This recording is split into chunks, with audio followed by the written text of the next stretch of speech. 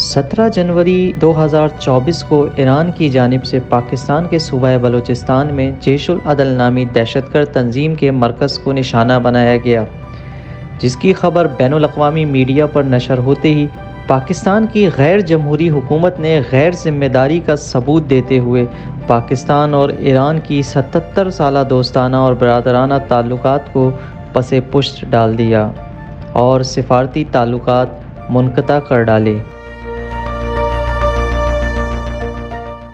जिसका इजहार पाकिस्तान के साबिक़ सेक्रेटरी ख़ारजा शमशाद अख्तर साहब ने भी एक निजी टीवी चैनल पर गुफ्तगू करते हुए किया। मैं बता दूं तो ये जो वाकया हुआ है, मैं समझता हूं कि ईरान का हक बनता था, क्योंकि ये जो आप कह रहे हैं ग्रुप, ये कुछ ग्रुप ऐसे हैं जो अमेरिका ने वहां लॉन्च किए हुए हैं। अच्छा, अमेरिका सपोर्ट करता है इनको कि ईरान एक आजाद मुल्क है, बल्कि मुस्लिम दुनिया का वाहिद आजाद मुल्क है, बाकी सारे पिछू हैं अमेरिका के और मगरब के। इस वक्त जो सिचुएशन है ये वो आम बायलैटरल कॉन्टेक्स्ट नहीं है। मैं बता दूं आपको कि ईरान और पाकिस्तान का इस वक्त इसराइल इस खित्ते में सारी जो पॉलिसियां खेली जा रही हैं, इसराइल इन्वॉल्व है, अमेरिका इन्वॉल्व है। तो इस वक्त जो कुछ हो रहा है ये एक ईरान को दबाव में लाने के लिए हमारा इलाका पहले इस्तेमाल किया गया है, और ईरान कभी बर्दाश्त कर ही नहीं सकता कि इस नाजुक मौके पर एक ब्राज़र मुल्क पाकिस्तान का इलाका इस्तेमाल करके उसकी तरफ हमला किया जाए। तो उसने एक इंडिकेट कर दिया आपको कि नो मैटर व्हाट कॉस्ट, हम ये बर्दाश्त नहीं करेंगे जो अमेरिका आपसे करवा रहा है ईरान के खिलाफ, जो इसराइल आपसे करवा रहा है ईरान के खिलाफ। तो मैं यही कहता हूं कि मैं एक सिफारतकार हूं, मैं अगर होता आज फॉरेन ऑफिस में तो कभी भी मैं ये कार्रवाई ना करने की इजाजत देता जो हमारे लोगों ने की है। मैं मेरे यानी कम से कम ताल्लुकात हम रखते अपने काउंटर पार्ट्स के साथ, जिसमें और ईरान के साथ तो हमेशा हमने रखे, हमेशा हमारा कोई ना कोई राब्ता रहता था। गर्चे दोनों ममालिक के दरमियान ताल्लुकात फिर से बहाल हो जाएंगे, लेकिन ये तारीख़ में लिख दिया जाएगा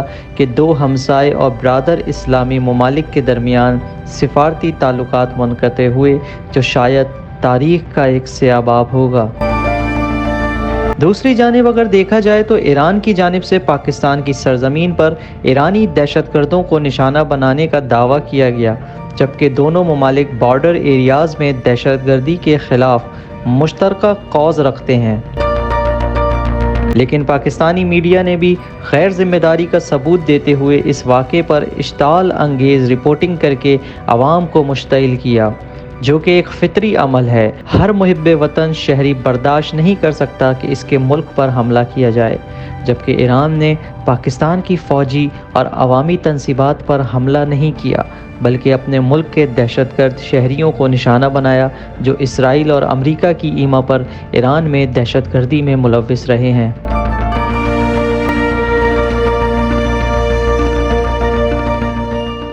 ईरानी हमले के अगले रोज़ ही पाकिस्तान ने भी ईरान की सरजमीन पर मौजूद पाकिस्तान दुश्मन बलोच लिबरेशन आर्मी के ठिकानों पर हमला किया, जो कि पाकिस्तानी शहरी थे। इसी तरह दोनों ममालिक ने दहशतगर्दी के ख़िलाफ़ जंग में अपने अपने अहदाफ हासिल किए।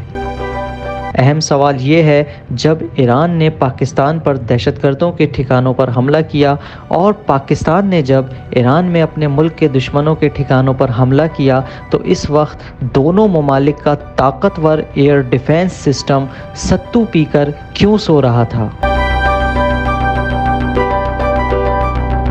अगर इस सवाल का जवाब हमारा मीडिया समझ जाता तो इस तरह की इश्ताल अंगेज़ी ना करता, जिसकी बुनियाद पर पाकिस्तान की सरजमीन में मौजूद अमरीकी और इसराइली दहशतगर्द जो 100 दिनों से जारी फ़लस्तीनी मुसलमानों के कत्ले आम पर तमाशाई बने बैठे थे, 18 जनवरी की शाम से मुतहर्रिक हो गए।